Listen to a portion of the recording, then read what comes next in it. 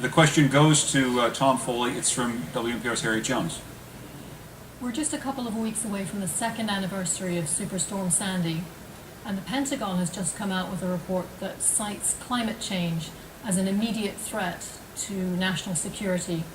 If you were the governor of a coastal state, what steps would you take to address climate change and to mitigate its effects?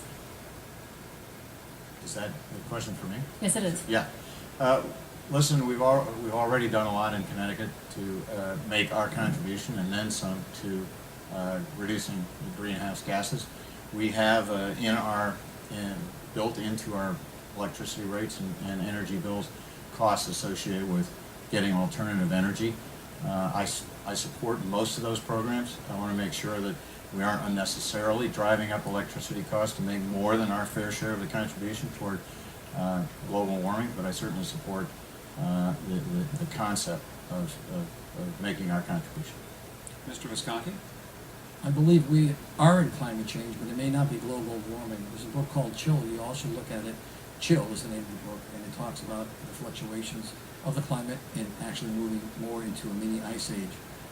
Things are happening in the climate that scientists on both sides disagree on. We all know this year has been a cold year, so the climate does change. There's volcanoes that have gone off in Iceland that have caused the high stratosphere elements to bring the weather to be colder.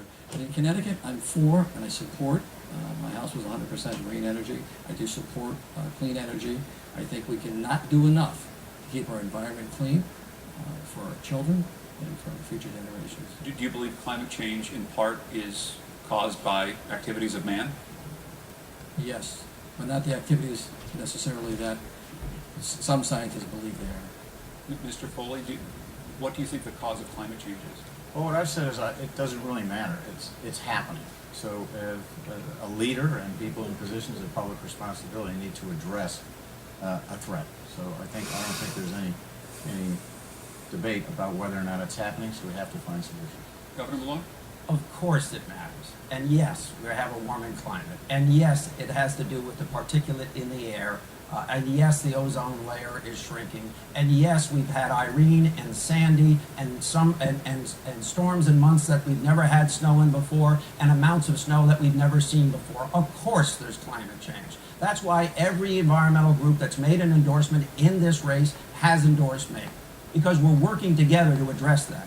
But it's also why we put out actually, I should say this. It's why we began a climate change center to make sure that we're adapting along the coast. That's at in Groton, at the Yukon campus. That's funded and is making recommendations to communities up and down the coast and along the rivers how they could secure themselves in the event and prevent large-scale damage in the future. That's why we have funds to help clean up the Long Island Sound. But more importantly, it's why we've set aside funds to buy buffer areas and protect those buffer areas on Long Island Sound. Of course climate change is real. Of course it's beaten us up. Of course it's cost us money. And to deny that is to deny reality. I want to, Joe Visconti, would you like to comment quickly? I didn't deny that reality. If the governor's attitude seems like everyone here denies the reality, there is climate change. What the causes are for climate change are different. I said earlier, there's not a limit to what we can do, but there's a cost to what we can do. So the governor's attitude here sounds like he's the only one that thinks there's climate change, and that's not the case.